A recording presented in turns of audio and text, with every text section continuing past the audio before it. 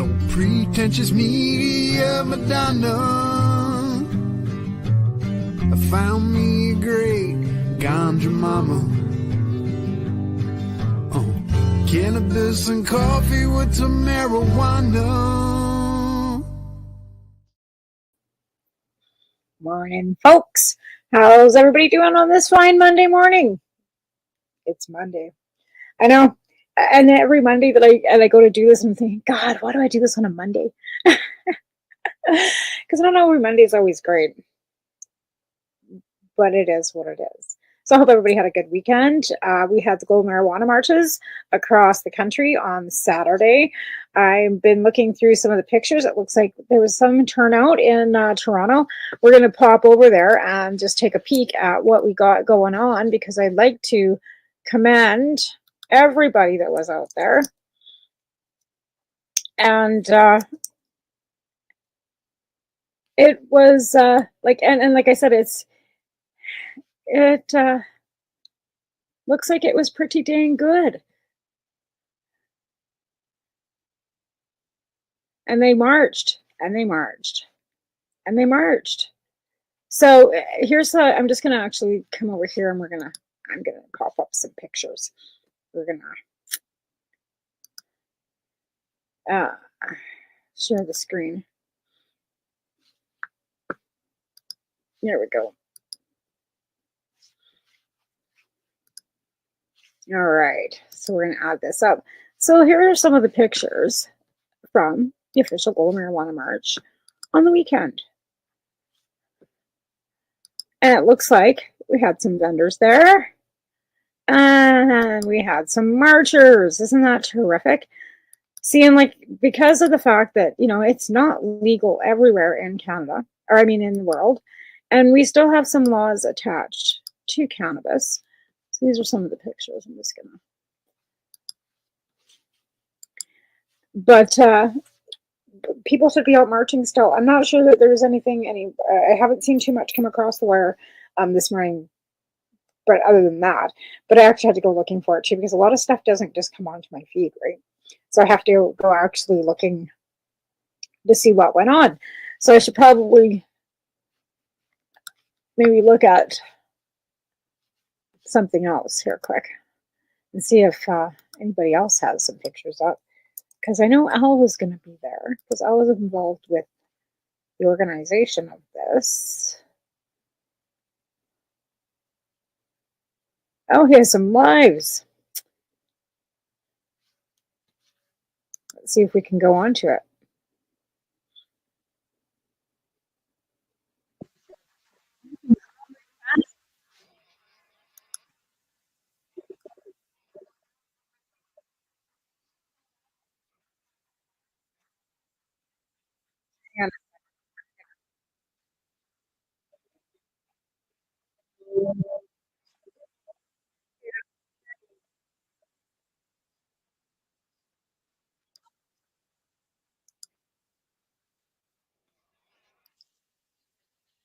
Anyways, so today, that wasn't me, by the way. Jane, no, that was my.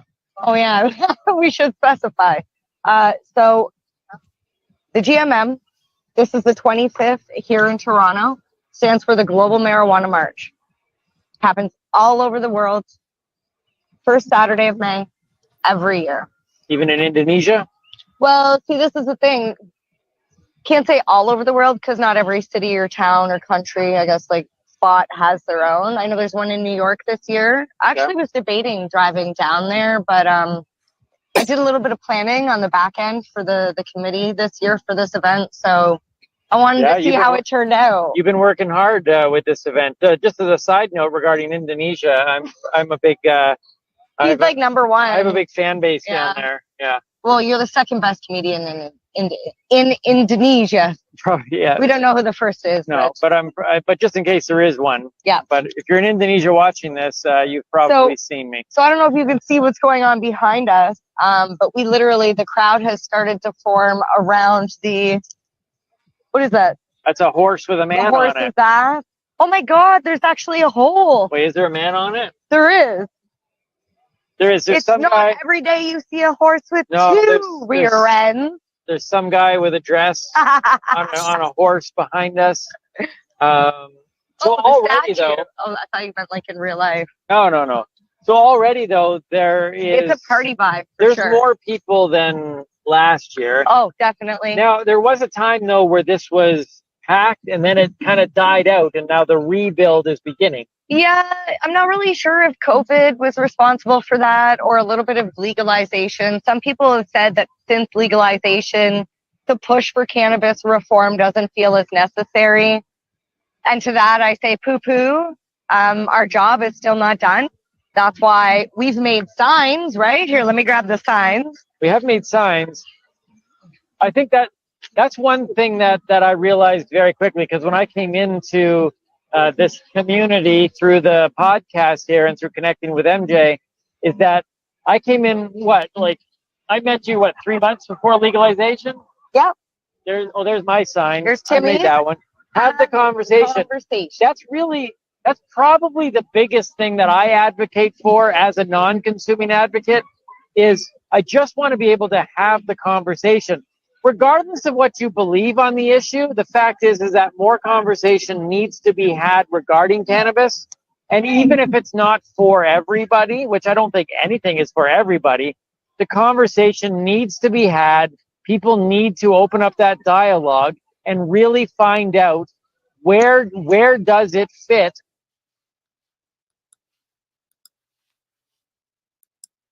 Right? Again, and the stigma. So Global Marijuana March looks like it was fairly successful out in Toronto. Not going to play the whole thing. You can go onto YouTube, onto our Pace Radio channel, and look up MJ and Tim. They are the Doobie and the Newbie.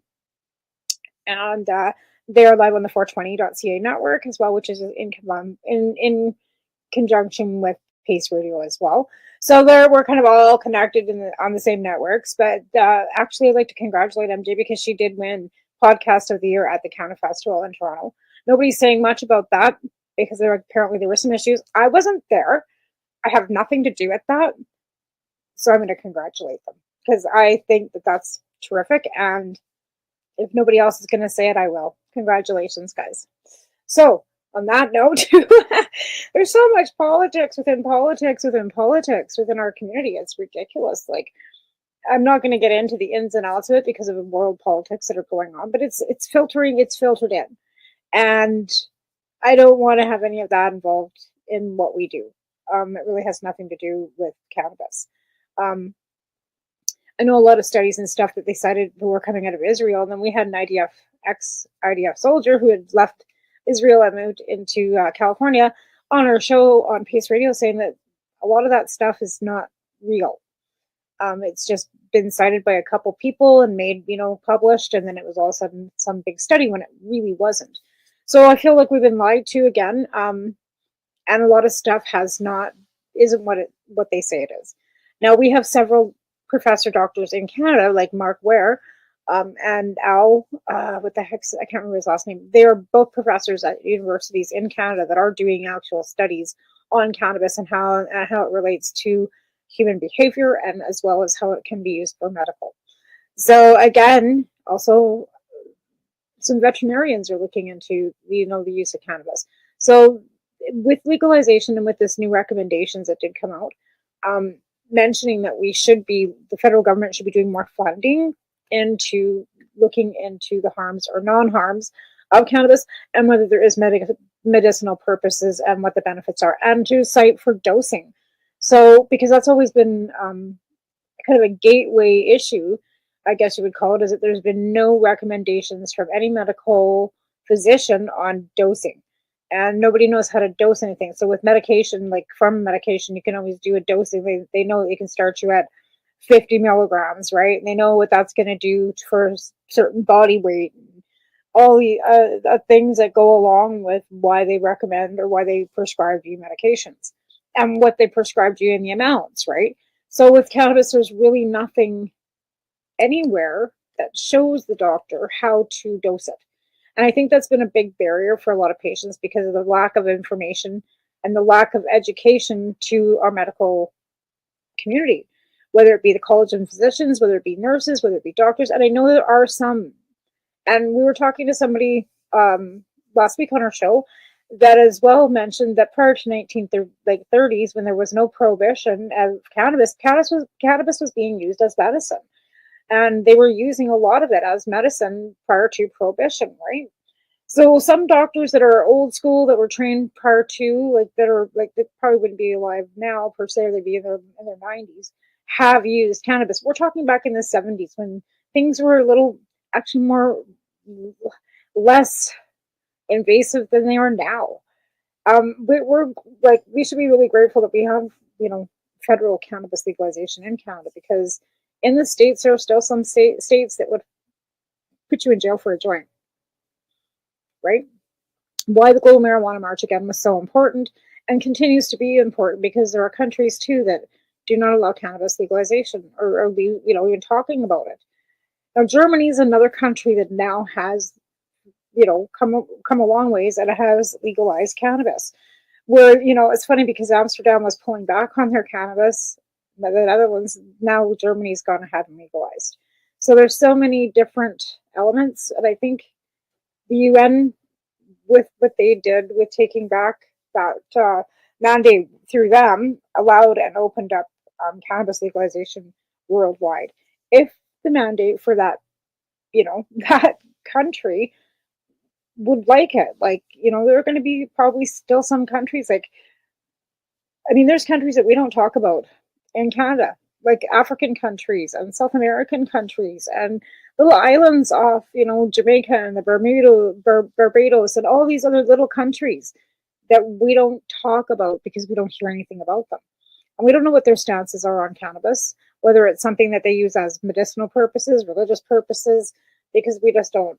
We're Canadian and we don't look into a lot of aspects of other things outside Canada within our own box, right? We're so consumed by our own lives, which is, normal, right? You go to work, you have kids, you have pets, you have responsibilities. You're not really paying attention to what even your neighbors are doing. And that's in itself kind of sad in our day and age, that we don't pay attention to what everybody else is. Again, it's tough. There's a lot of stresses in the world, and cannabis is one way a lot of people use that to de-stress, right? Why legalization has been such a burden taken off a lot of people that would have never normally ever said they were out of the closet. Why it appears maybe that the numbers have gone up for consumption is because people aren't afraid to admit that they use cannabis anymore. Prior to legalization, there were lots of people that I knew that smoked cannabis that would have never come out to a Global Marijuana March because they might have possibly lost their job. If anybody found out that they smoked weed, they would have lost their jobs, or they would have lost family members or friends or, spouses. So legalization has pulled some stigma off of it and opened the doors to say, okay, I'll always smoke weed, not a big deal. But prior to legalization, some of those people would have never ever said that. They would have said, oh, and the only way you'd ever probably find out would be at a party after the bar when they're so hammered that they're puffing away and it all comes out. I've seen that happen a few times. Oh, I smoke weed all the time. I just don't tell anybody. Prior to legalization, we're talking back in the 90s when we all smoked weed, but nobody knew it, right? Had to hide it from our families because if my mother ever found out I smoked weed, oh my God, I'd be a fucking drug addict. And I was. That's the funniest shit ever, is that the story my mother would give people is the reason why my kids lived with her is because I was a drug addict because I smoked cannabis.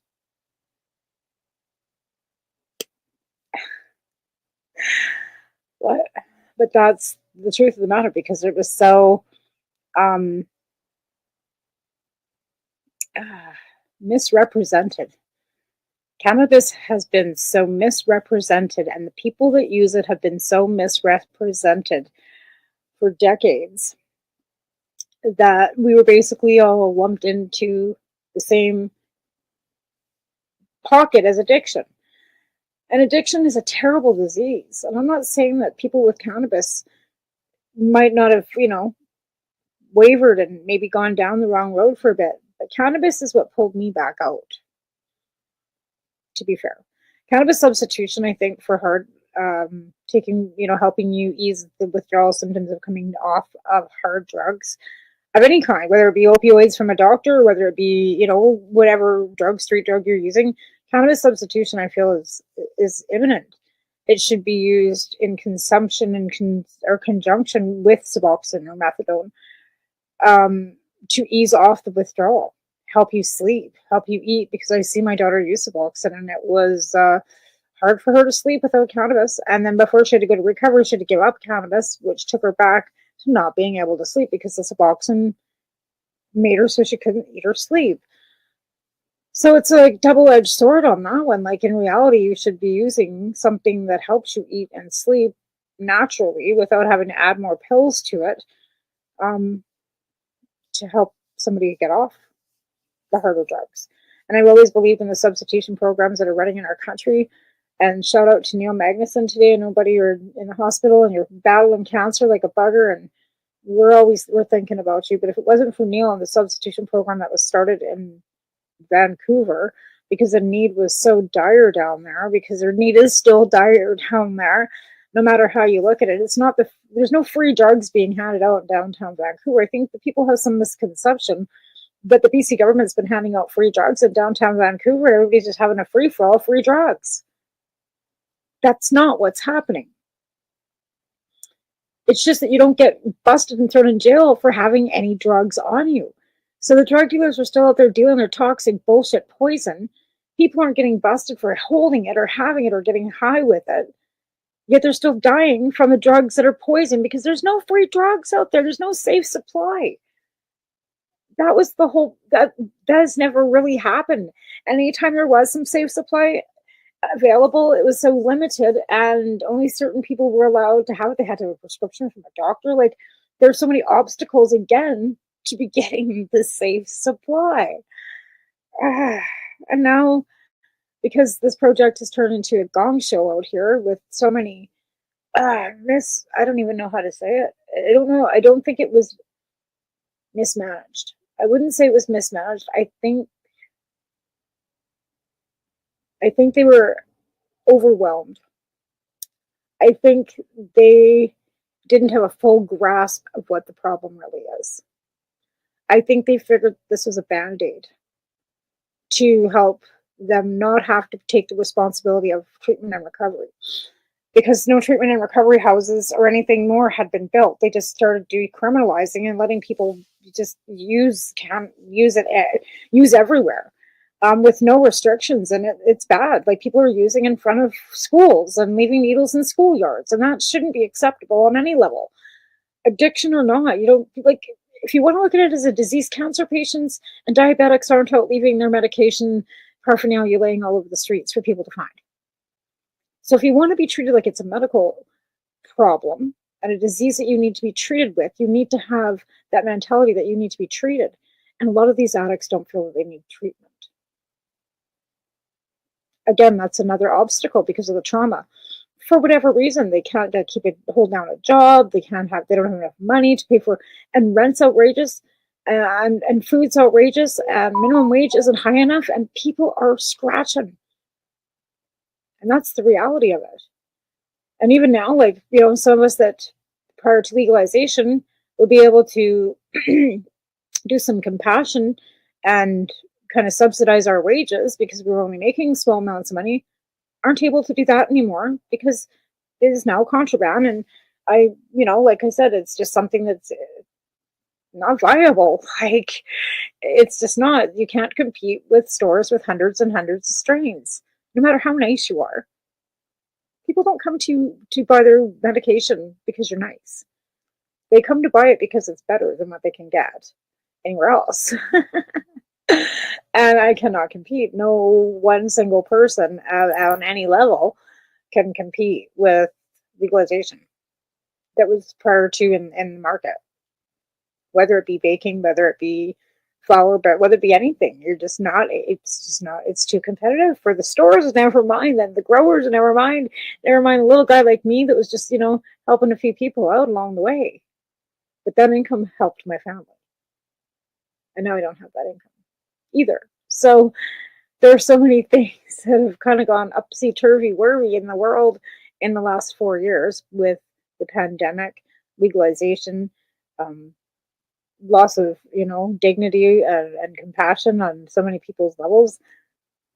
I don't know, but even cannabis, who is which I always thought would save the world, has also divided so many people because of the medical, because of the recreational, the ones that went with legal market, the ones that are still trying to scratch through with the other. So again, a divided community because of difference of opinion.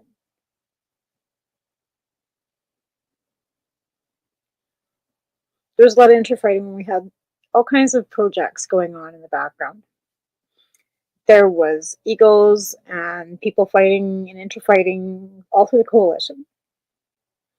While we were trying to raise funds and try to get money to a lawyer so that we could fight for our gardens, there was always internal politics within each group that I've always been involved in. It didn't matter. Not everybody's nice, including myself sometimes. I can be pretty rude and blunt and, opinionated. I'm not even going to sit here and say I'm an angel because I'm not. I've called people out. I'm pretty blunt about it sometimes, and when I'm wrong, I will own it and apologize, which is more than I can say for some others. But again, that's okay because we're all our own people. We're all our own personalities, and that all goes along with the movement, right? So even within cannabis, there's a lot of politics and a lot of hair pulling, and not everybody plays nice in the cat box. Yeah. And why it's been so hard and it took so long, I think, for a lot of things to come together because there was too many.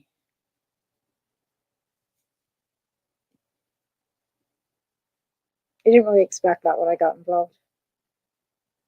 But it happened. And it's, it is what it is. And we all got through it. And here we are. And like I said, some people have gone to the legal market, and some people would say that's the dark side. And other people say it's great. It's terrific. And I don't have really an opinion either way. I think it is kind of great if they could get in. I want to see my friends succeed no matter what. Whether it be what I think is, that's just my opinion. Right? It doesn't mean it make it right. And I think that if you can get in and do the job and make it great and do a really good job at it, that's awesome. And again, 95% crime rates for possession are at 95% decrease. That means there's and I was actually looking at a few things too prior to this about fines and stuff for selling to minors, and there is no mention of a 14-year jail sentence on this stuff. It says fines, but it's not mentioning any jail sentencing. And it's also mentioning that cannabis has been taken completely off the CDSA. Not kidding you. Where did I see that? What was I Googling? I was Googling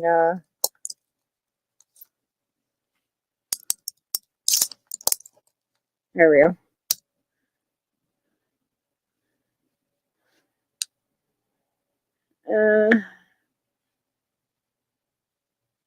Okay, so what's a task force is one of the things that I came up with.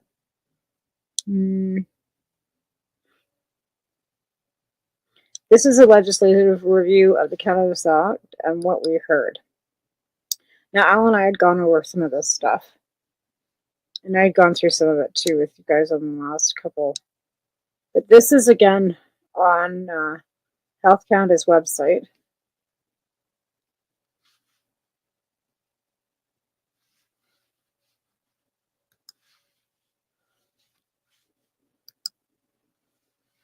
Again, legislative review of the Cannabis Act. But again, I wanted to go back here because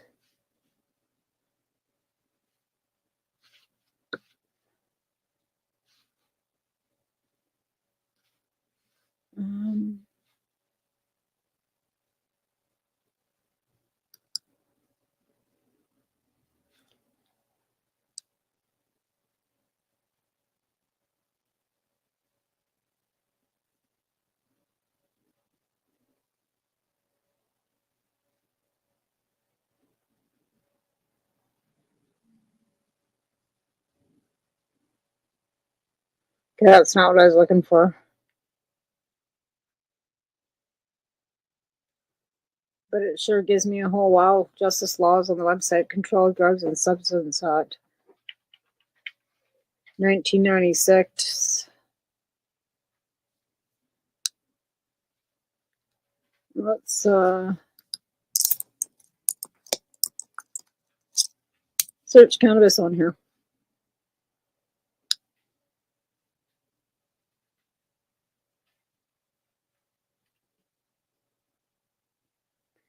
Gives you calculations from Revenue Canada. And then it's got addiction to cannabis, which is on Health Canada as of April 2024.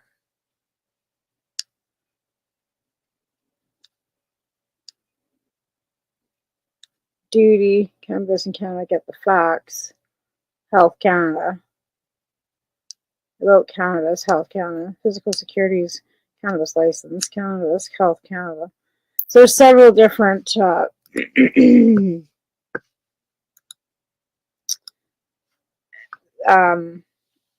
all this, on the Health Canada, like, so there's so much information that they are propaganda spreading. Let's put it that way. I just feel like this is more propaganda than anything, because it just licensed physical. It just like, what are they talking about? Like, what does that got to do with it being medicinal, right? Like, are they even looking? Again, this is another review. There's been so many reviews, but there's also, it says there's a task force that is made up of lawyers. Let me see where they find that.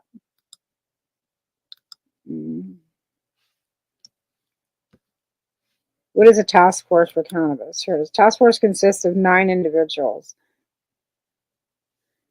Representative backgrounds, among them a lawyer, 2 former police officers with organized crime and drug enforcement experience, doctors, an expert in public health, human and social development, addiction, and mental health. So these are 9 people that are on this task force. They don't tell you who they are, but they tell you what their backgrounds are.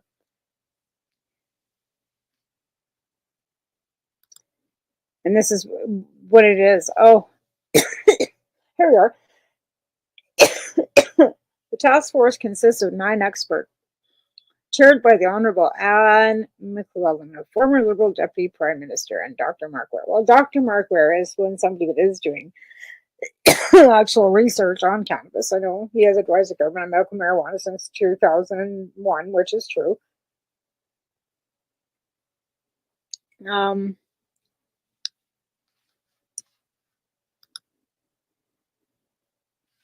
Oh, here we go. Here we go. Here's this task force on medical legalization and regulation. Here they are, folks.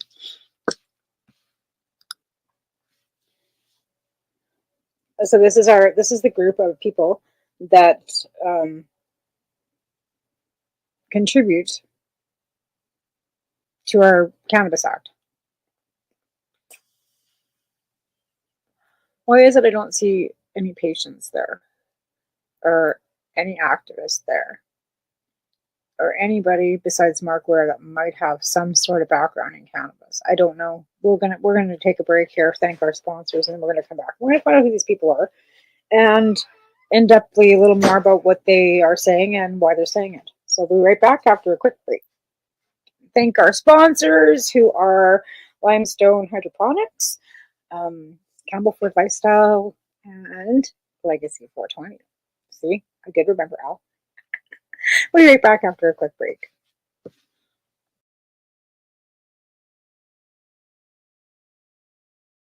You're listening to the Pace Radio Network here at paceradio.net. Campbellford Lifestyle Shop, open Monday to Friday from 10 till 7 p.m. or by chance. Check out our flags, our t-shirts, plus our hats, and look of that supply of rolling papers, plus much more. We've got bongs and your favorite herbal vaporizers. Look at all the incense we have, as well as the for those who collect knives, check out these knives in our collection. And while you're here, stop in to see Shay at the piercing room, where you can get poked by Shay. Daily deals, check them out. Campbellford Lifestyle Shop, 17 Bridge Street West, Campbellford, Ontario. When you have a pain that's reached its peak, Legacy for 20, it's so unique. If organic cannabis is what you seek, here's your trusted partner 7 days a week. Suppository salves, vapes and drops, topicals, edibles, infused pop. Just when life seems like it ain't easy, at Legacy 420, enjoy a pop freezy. Lab tested products, make them the GOAT. Legacy 420 out on your road. Legacy 420 in Tyendinaga Mohawk territory. Indigenous organic cannabis at its finest. What do you find at paceradio.net? People advocating cannabis education. Limestone City Hydroponics is Kingston, Ontario's hydroponics shop. Take your growing to the next level and create the optimal environment with a tent kit, or maximize your yield with an ebb and flow flood table kit. Either way, Limestone City Hydroponics has more sizes and options to fit your needs. Are you looking for the power of the sun that adapts to your budget? Then look no further, as they have professional grow lighting. They have indoor grow systems that are easy and cost effective, with many options to fit your living space and lifestyle. Cultivate your growing potential. We have everything you need to succeed. And if you can't make it to the store, they offer local delivery to the greater Kingston area. Remember, when you're looking for experts to help you grow, then look no further than the locally owned Limestone City Hydroponics, 105 Sunderland Drive in Kingston, Ontario. Call them at 613-548-0420. You're listening to the Pace Radio Network here at paceradio.net. All right, we're back. And I'd also actually like to mention that I am grateful to be sitting on the Ktunaxa Nation, which I should mention at the beginning of every show, which I apologize that I did not do. I have great respect for our First Nations people, as I'm married to one. My son is also a part of First Nations. But again, that's something I should do at the beginning of every show. So I apologize for the disrespect of not acknowledging that I am grateful to be living on Ktunaxa territory. Another quick note, just because it's a historic day, as I feel it's May 6th, right? And breaking news is that Hamas leaders have agreed to a ceasefire agreement with Israel. Now, Israel hasn't accepted the agreement, but Hamas has extended the olive branch. So let's hope that the bombing stops. And I will leave it there. Anyways, back to what we were talking about before, which is the Canadian Task Force on Marijuana, which should be cannabis and not marijuana, but that's what they call themselves, apparently. Marijuana legalization regulation. So we have Anne McClellan, who I have met personally. This is her right here in the middle. Can we see this? I should put this up. I guess I should add this to the stage so I can see. So this is her right here in the middle. Right here. I don't know if you can see my cursor or not. But that's Anne McClellan. And then we've got Dr. Mark Ware. I'm not sure which one he is.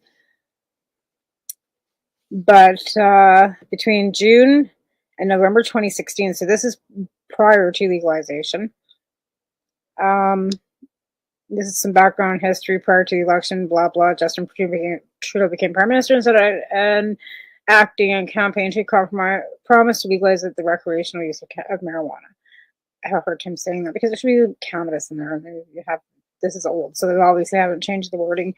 This is prior to, but I'm changing the wording because they have actually changed the wording in a lot of this now. Methods and tool used with an online portal, written submissions, and roundtable discussions. So some of us were involved in some of these roundtable discussions. This is definitely done prior to legalization. It also references 2015, Government of Canada controlled in 2018.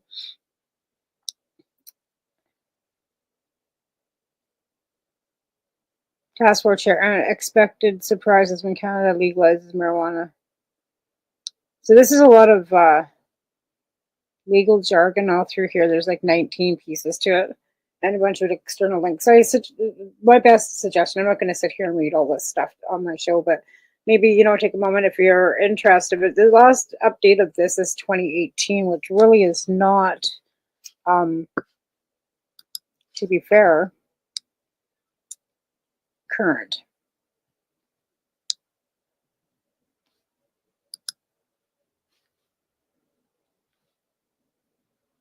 So Bill C-45 was the bill to enact it. Now, I was looking at the fact that it was on the CDSA. So I'm going to Google that again because I had wanted to know what it was on the CDSA, and it said it was taken, it was removed.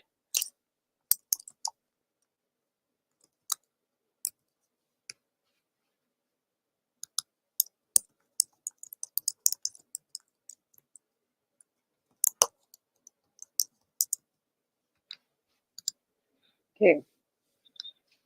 This is where I was looking. People ask, is cannabis still in the CDSA? Can you see if we can see all this? Yeah, you can. Okay, so this is where it says, is cannabis still on the CDSA? It says, no, cannabis is no longer listed as a controlled substance under Schedule 2 of the CDSA. Additionally, cannabis is no longer referred to in the section of the CDSA that prohibits the possession, trafficking, importing, exporting, production, possession for use in production of or trafficking of scheduled drugs. And this was October 17th, 2018. So as of October 17th, cannabis is no longer a controlled substance whose production, possession, sale of cannabis are prohibited by the Federal Controlled Drugs and Substance Act. But that doesn't mean there are no limits on growing, possessing, using, and selling cannabis. Well, it says the other word. The law on cannabis be changed, but there are still limits. And this is from the courts of British Columbia.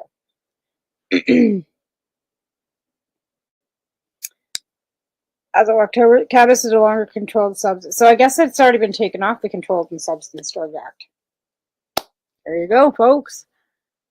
Adults aged 19 over federal law refers to 18, but the BC age limit of 19 applies in this province. We already knew that.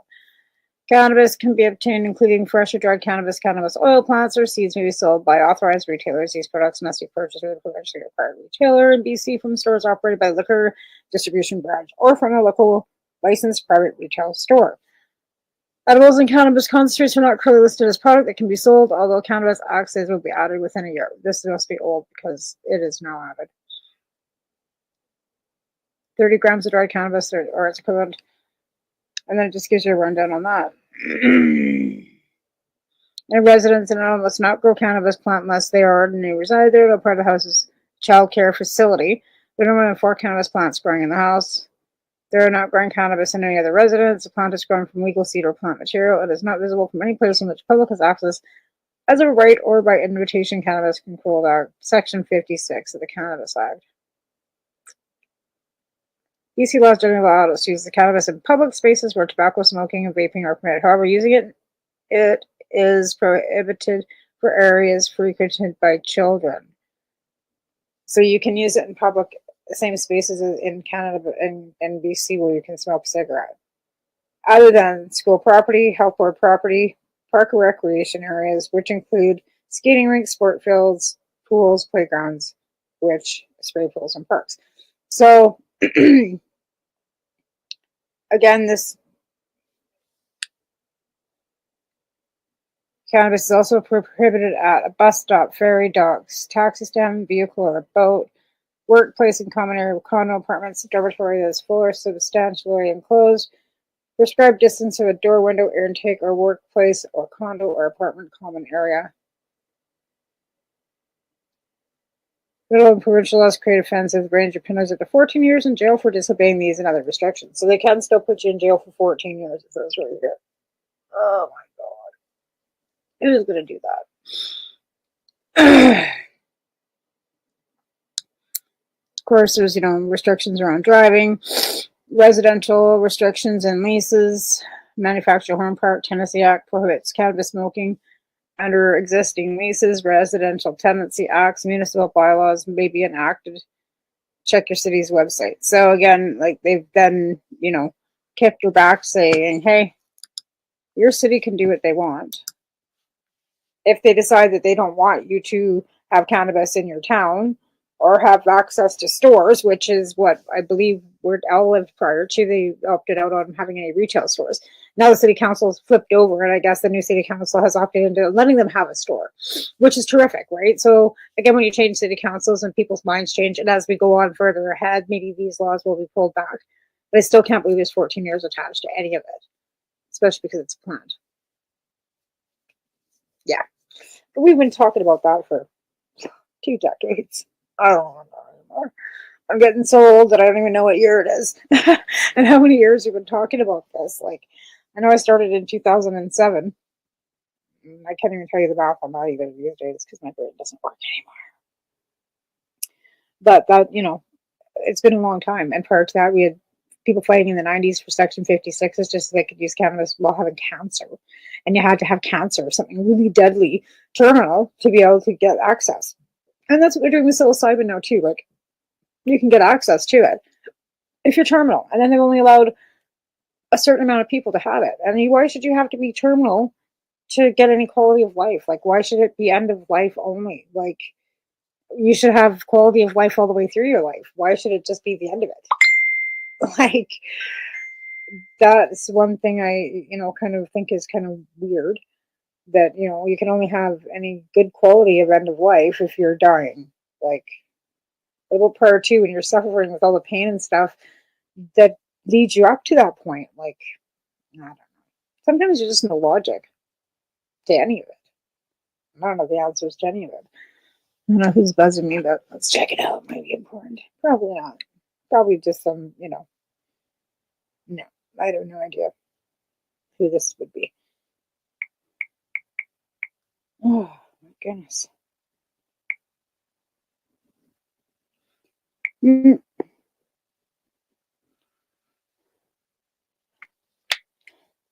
Anyways, that being said, like I said, how many growers still aren't getting their due amounts, and they're supposed to be getting their amounts, and there's still complications all through the cannabis manufacturing, production, and everything like that. Like, I've been hearing, not some great stories about, tax and excise, and why a lot of these big growers are now exporting because they don't want to pay the excise tax in Canada because it's too ridiculous. Hey, I'm not disputing taxes are ridiculous. I'm disputing that we have to pay them because everything else has gone up in cost. So we have to pay more to build a bridge because it costs more money. Or fix a road because the contractor charges more. Like, who do you blame for us taxes going up? Because the government needs more money to keep us in the services that we need. We just go out for fire and policing, and unions come in and they, demand higher pay, better budgets, better vehicles, all cost money. And at the end of the day, it's taxpayer that has to pay it. And our taxes then have to be increased to keep us in the services that we enjoy, including cannabis regulation, legislation, legalization, that all had to go through the wheels of parliament that we all pay for with our taxes. The bureaucrats, all the bullshit, all the people that sit in the Ministry of Marijuana. It's not called that, Health Canada, and the Ministry of where they do all the licensing and do all the checking of the paperwork and all that, their wages, all the pens and papers and the desks that they sit at, all is paid for by you and me, right?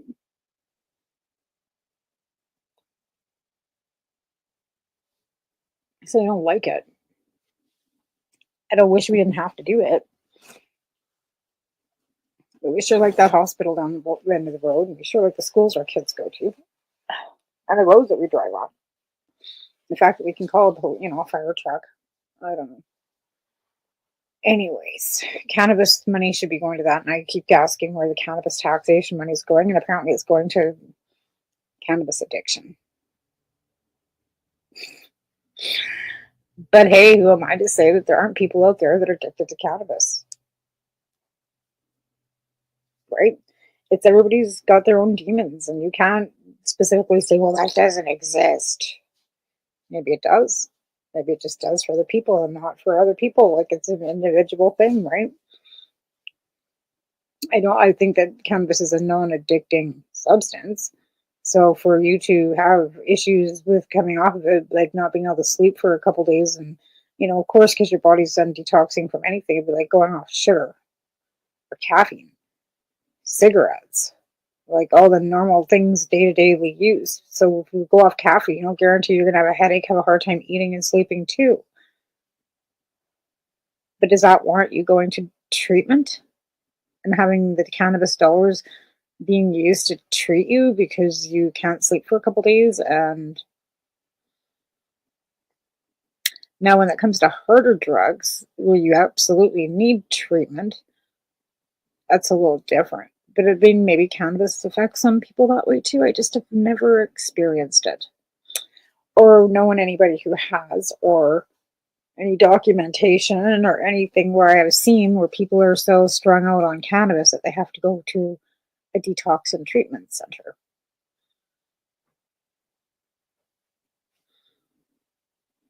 I don't know. Educate me. If there's people that you know that are out there that have gone to a 14-day detox or a 7-week program for cannabis, let me know. I'd love to hear from you. I'd love to hear your experience and what you went through. I'm not saying that anything. I'm just, if there's somebody out there that has gone through a treatment program for cannabis, hit me up. I'd like to interview you. I'd like to talk to you, see what your experiences were. It'd be great to know. I truly understand that, addiction's hard, but I just have a hard time with, anyways, again, if you know somebody who's addicted to cannabis, send them my way. We want to hear from you.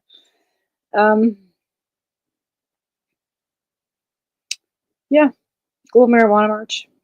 So again, too, if you were involved with that, congratulations and kudos to all of you guys that were out there marching. Doesn't look like it was raining, which is good. Doesn't look too sunny though either. It's been raining here for days. And my body's saying, oh, it hurts. Anyway, that's a wrap. So I'm going to do some shout outs, I guess. Check out these pages that I've been, ripping through too, is the laws on cannabis. Again, apparently cannabis has been removed off the CDSA with, still some fines and such attached to it, which I find difficult to wrap my head around, but it's still, that is the way it is. And, yeah, check out your, what your bylaws might be. You might have bylaws in your town. I believe we have bylaws against how many stores and such we can have and public consumption, nothing in the park, nothing in public, which are bylaws that were put in under previous council when cannabis legalization happened. Because prior to that, he wouldn't talk about it. Our previous mayor, he would not have any discussions about anything. He didn't want to hear until he was, whatever it is, it is. And listen to see what happens with the federal government. And always kick back all kinds of issues from deer culling to cannabis right back to either the province or the federal government. He wanted no part of it. He's not our mayor anymore though either. So we'll just leave it at that. I'm going to make a wrap of this today a little early. I have to work at 3 again. And hopefully today's better than yesterday. Outgoing and see. I'm always a bit bitter when I get there, but I'm going to try and put on a new face and try and do better today with customer service. Anyways, there goes. I'll have a great week. I am going to wrap early, and I want to thank our sponsors and Al, my producer, and everybody involved with our networks. And we'll see you Wednesday night live with Pace Radio with me now. And, if anybody wants to come on and tell their story, hit me up for that too. I'm always looking for some content and guests. So give me an email and come on to my show, and love to have you on. Who sold this world to the government? Oh, hi, Susie. I don't know who sold anything to anybody, but it just seems like, yeah. But thanks for coming on and saying, hey, lady. But I guess I'm going to wrap it up. I got to work at 3, and But again, check those websites out about laws on the cannabis and what the new, review that did come out on Health Canada's page. Like I said, Al and I were going through it on our Pace Radio show, but it's a lot of reading. So we did 2 consecutive shows of it, and then we've had to move on because there's just so much there. But again, 95% is the drop in crime rates for possession, which is terrific, and that the recommendations are to get some funding for some more research on medical cannabis, because I see the gaps in that, and I think that's a terrific first step. So we're, every little baby step that we make, we're getting a little bit closer to maybe having them recognize cannabis as medicine. That would be my dream. And we still have a great week. I'm going to get off here and go jump in the shower and get ready for work. So catch you next week on Cannabis and Coffee with Marijuana. Have a good one.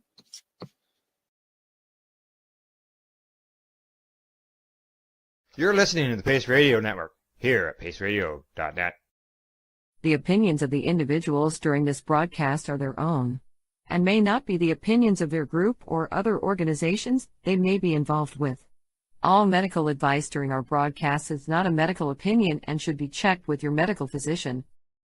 When you have a pain that's reached its peak, Legacy for 20, it's so unique. If organic cannabis is what you seek, here's your trusted partner 7 days a week. Suppository salves, vapes and drops, topicals, edibles, infused pop. Just when life seems like it ain't easy, at Legacy 420, enjoy a pop freezy. Lab tested products, make them the GOAT.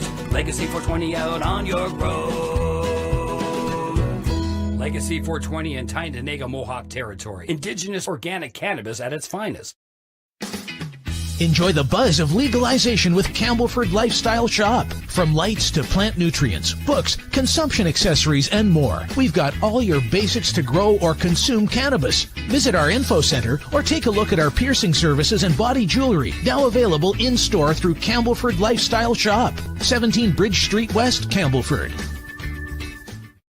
Limestone City Hydroponics is Kingston, Ontario's hydroponics shop.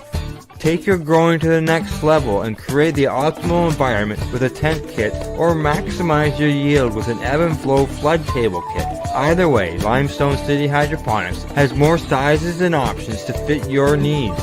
Are you looking for the power of the sun that adapts to your budget? Then look no further, as they have professional grow lighting. They have indoor grow systems that are easy and cost effective, with many options to fit your living space and lifestyle. Cultivate your growing potential. We have everything you need to succeed. And if you can't make it to the store, they offer local delivery to the greater Kingston area. Remember, when you're looking for experts to help you grow, then look no further than the locally owned Limestone City Hydroponics, 105 Sunderland Drive in Kingston, Ontario. Call them at 613-548-0420. We are people advocating cannabis education, here at paceradio.net.